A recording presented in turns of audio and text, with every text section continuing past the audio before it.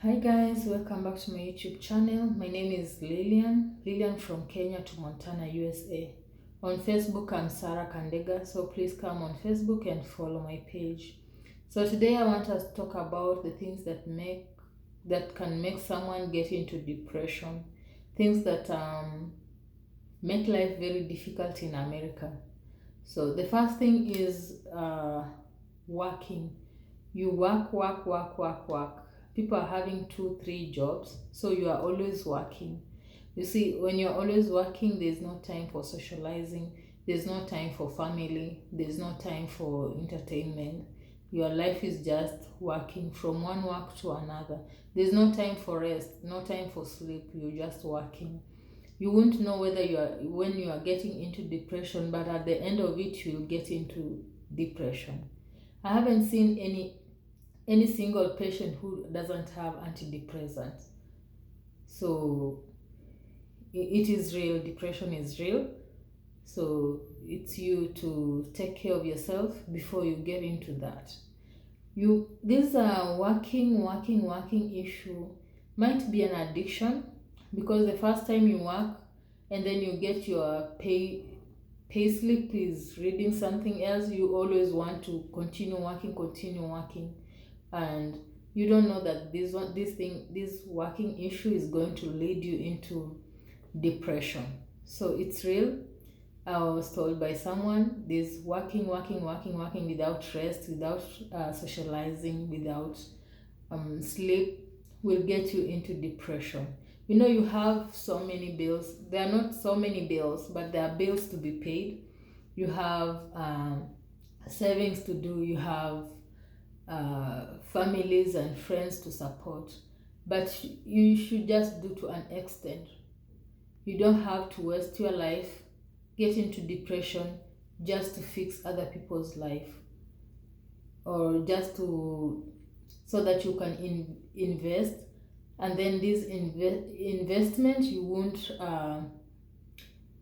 even what do you say, you won't gain from it at the end, because you'll be depressed, you'll be on medication. So it's better to take care of yourself now.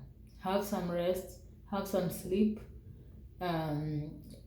socialize with people, call people at home, talk to people. Yeah. So that's one thing that I've noticed. Another thing is about rules and regulations. In US, everything has rules and regulations, and as we are from, some of us from our countries, like in Kenya, these rules are there, but we rarely follow them.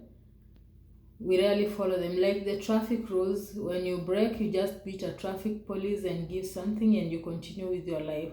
You can't do that here. So if you are used to that kind of life and you are coming here to where you have been restricted, you can't drink and then drive. You get yourself into issues. You see, you get yourself into jail. So these are, you find yourself to getting from the life of free life into this restricted life.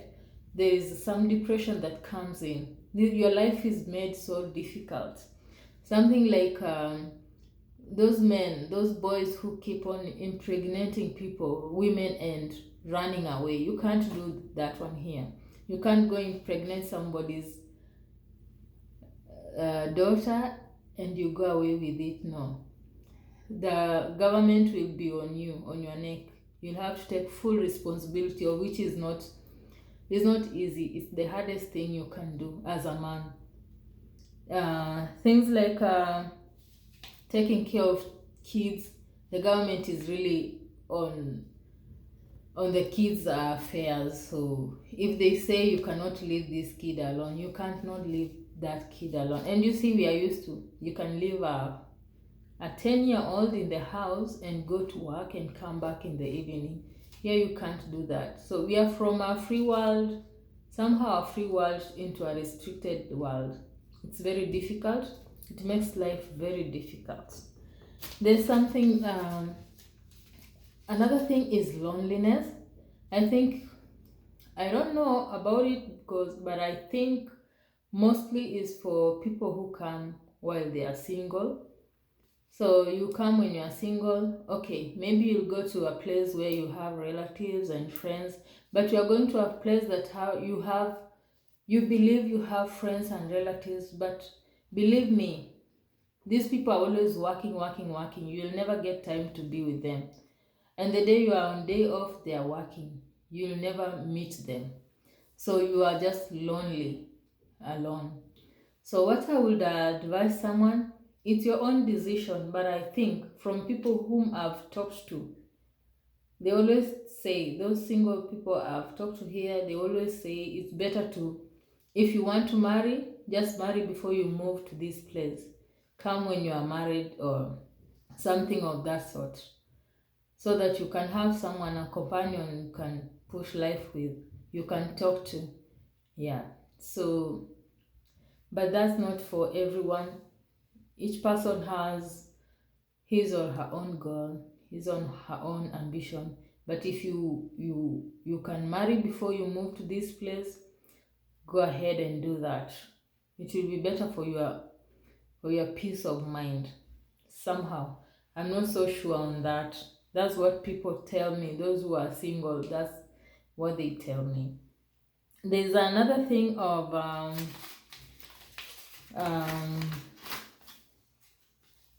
this. You must be.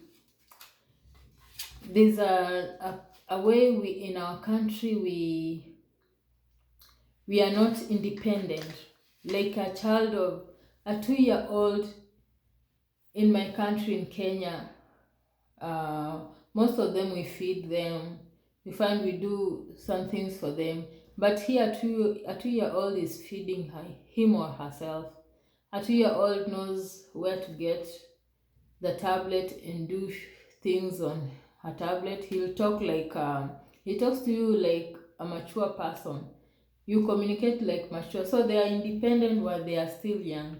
But for us, we are coming with kids who are not yet independent, so it comes like with a stressful it's stressing because these kids, you're going to take them to school and they are used to asking the teacher, please, you asking everything like, I don't know this, I don't know this. But these kids who have been born here, they are independent, they are trained to be independent at a very early age. Unamwekelea hapo kwa kiti, 1.5 years, he knows how to use a spoon and a fork, and he just goes on. But as to the Bembelezo, we get house girls who try to do things for our kids. By then, most of the 90% of the house girls are always good. Only few that spoil the name of house girls, but most of them are so nice to the kids, and they do most of the thing for these kids. That's why they are they grow up spoiled. They're not independent. So that is stressing because these kids, even to them, they get stressed. You wouldn't know whether they are stressed, but they do. Another thing is about the lifestyle. Maybe we talk about food. You're used to kienyeji, the food in your country, and you come here.